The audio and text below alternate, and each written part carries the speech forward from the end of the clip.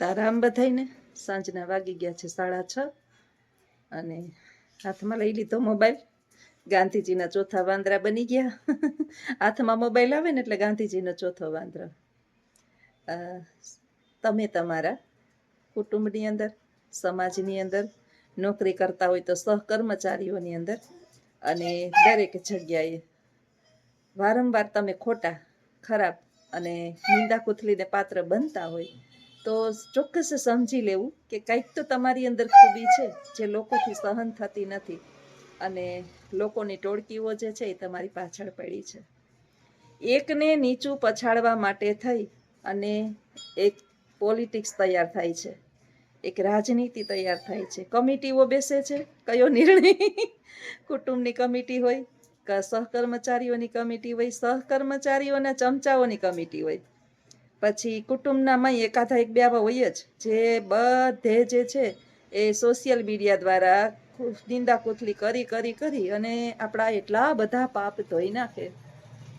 કારણ કે સમાજની અંદર જે છે ને સવાલોમાં ઘેરાયેલો માણસ સારો માણસ વધારે પડતો હોય છે અને આવી સવાલોથી ઘેરાવાથી, નિંદા કુથલીઓથી અથવા તો તમારી વારંવાર ચર્ચાઓ થતી હોય તેનાથી ડરવું નહીં. કારણ કે ચર્ચાઓમાં ઘેરાયેલો માણસ કંઈક તો સમાજની અંદર એવું કરે છે કે જે લોકોથી સહન થતું નથી. અથવા તો ક્યારેક ક્યારેક આપણે નિંદાને પાત્ર એટલા માટે બનતા હોઈએ છીએ કે લોકો જે છે ને આપણા જેવા બનવા ઈચ્છે છે, સમાજની અંદર પોતે પોતાનું સ્થાન લેવા ઈચ્છે છે, પોતે કંઈક ને કંઈક એવું બતાવવા ઈચ્છે છે, પરંતુ એ ત્યાં પહોંચી શકતા નથી.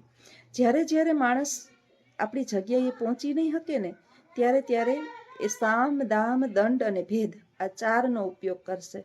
પહેલાં આપણી સાથે મીઠું મીઠું વર્ત બોલશે, આપણે છતાંય આપણા નહીં કરી શકે એટલે રહસ્યમય વાતો કરશે, બે મોઢારી બંબોઈ બનશે, બે બાજુ ઢોલકી વગાડવી.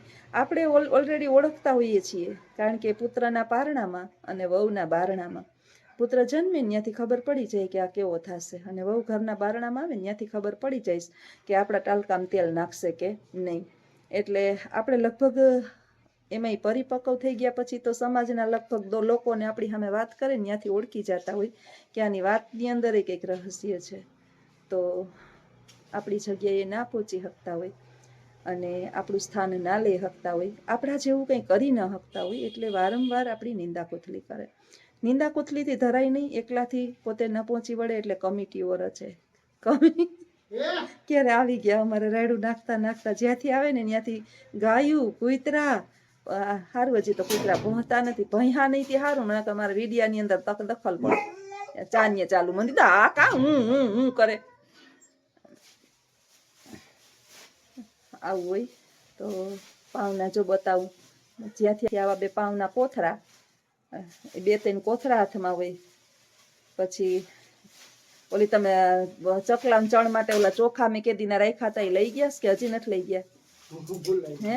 અને જો અમે કચરા પોતા કર્યા ને જો ને ઢોરી નાખ્યું. જો હવે વાંધો નહીં, એને ખાવા દો, એને ખાવા દો, એને ખાવું એક ખાવા દો. ગામા ખાન કૂતરાને ખવડાવો ને મારે ચાપલીને બિસાડીને એને કંઈ ખાવું નથી, ખોટાડી છે એ. આમે ઢોયરું ભલે ને અમારે વારવું જ જોઈએ. હવે આને આવે ને એટલે બીજા કૂતરાઓને દે ને એટલે અમારે આ સાપલું છે ને ખેદારું છે, ખાવું નથી ને ખાવા દેવું નથી. અમુક માણસો ના હોય, અમુક માણસોમાં સાપલી જેવા હોય કે ખાવાય નહીં તને ખાવા દવાય નહીં. દુનિયામાં લગભગ 50% ચાપલી જેવા છે. આપને એમ થાય કે માણસ જ આવા છે પણ કૂતરાય આવા હોય. જો ભલે રહ્યો વારી નાખે, ભલે રહ્યો આમે મારે હુપડીમાં ભરવું પડશે. ઠીક, એ પાછા એ ભૂકી વધશે ને એ કીડીયું ને નાખશે. કાંઈ પણ મારું ઘરનું માણસ એવું છે, કાંઈ પણ માલ વેસ્ટેજ ન જવો જોઈએ. જો રોટલી મારે કરવાની સવારની અંદર 3 ટાઈમની, સવાર, બપોર ને હાંજ, એક ટાઈમમાં જોશ ને આખી બધી રોટલી કરી લે એક જ ટાઈમની અંદર. પછી બપોરે ને હાંજે ને પછી રોટલીને પીંડા બાંધવાની મેળ ન આવે. કૂતરા હું ટાઢું ખાવ તો કૂતરા વળી ક્યાંથી આવ્યા છે? હું અને કૂતરાને બધા ટાઢું ખાઈ લઈએ.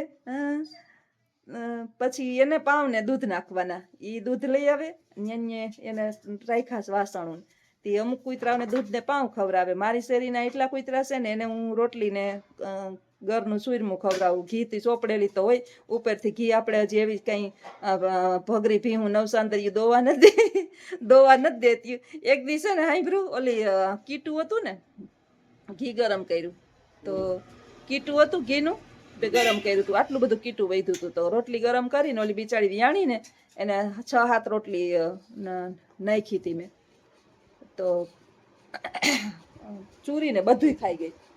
6-7 રોટલી નાખીને અમારે આવ્યા ભેગું જો મને પંખાની જરૂર ન પડી. નાઈને આવીને તેની પંખો ચાલુ કર્યો ને ભળાડ અવાજ આવે. હાલો બાપ દીકરી કરો, રમત કરો, મને હક દે. આને આને આને ક્યાંય ગયું? આ ચાપલી ગમે ત્યાંથી આવે ને એટલે એને આવી હરકતો કરવી જોઈએ. પેલા એને રમાડવાની. ઓલું નાનું છોકરું ન મા બાપની રાહ જોઈને બેઠું હોય, એમાં મારે સાપલું રાહ જોઈને બેઠું હોય કે હું આવું નિહારેથી, અને પછી જો એને ન બોલાવું એટલે અમારે થાય માથાકૂટ. અને આ આવે ને પછી સીધા કામે વર્ગી જાય અને ન બોલાવે તો થાય માથાકૂટ. હા, ખંજોરો રાતે ઉઠાડી હું કરતી આવે. એની નીંદર ઉડવી જોઈએ. ચાપલી નીંદર ઉડે એટલે એ ચાપલી રાયડું નાખતી આપને ઉઠાડવા. એક બેન પૂછતા હતા, તમારે ચાપલી નથી દેખાડતા, ચાપલી ક્યાં ગઈ? આ અમારી ચાપલી જારી આમ બેઠી ઝૂપડક પગે જો. અને હવે એને ખંજવારવાનું. નવા સબસ્ક્રાઈબર હોય, આ અમારું ચાપલું કૂતરું છે, આ કોઈ વીઆઈપી નથી. આ બિસાડાને મારી નાખતા હતા ને ઘરમાં ગરી ગયું તો બાયણે નીકળતું નથી. અને જૂના સબસ્ક્રાઈબર ક્યારેક વિડીયો જોતા હોય ને વૈશમાં મૂકી દીધા હોય ને ખબર નહીં, કોઈ કહેતું હતું તમારા બા કેમ નથી આવતા. અમારા બા ધામમાં વહી ગયા ને 5-5.5 મહિના 6 મહિના લગભગ પૂરા થઈ ગયા. બા ધામમાં વહી ગયા ને એને 6 મહિના પૂરા થઈ ગયા. હવે હું ચાપલીને અમે 3 જણા છીએ, છોકરાય 2 બહાર છે. એટલે બાને તો હવે કેમ એક દી બાને વિડીયો લાવો ને, હું બાને વિડીયો લઈ આવવા માટે થઈને મારે ઉપર વિડીયો ઉતારવા જાઉં. તમારે બહાર વિડીયો જોવો હોય તો મારે ઉપર વહેલું જવું પડશે ભાઈ. ત્યાંથી મારે પછી અહીંયા વિડીયો ટ્રાન્સફર કરવા જોઈએ. ત્યાં નેટ આવતું હોય ન આવતું હોય હવે એ તો મને ખબર નથી કે બા જ્યાં હોય, અથવા તો બા થોડા ઉપર ને ઉપર હશે. બાએ ક્યાંક જન્મ લઈ લીધો હશે, કે ખારે ઘેર લીધો હોય, કે ક્યાં લીધો હોય તો આપણે જાણતા નથી. કરમ પ્રમાણે જન્મ મળે. તો આવું છે ભાઈ.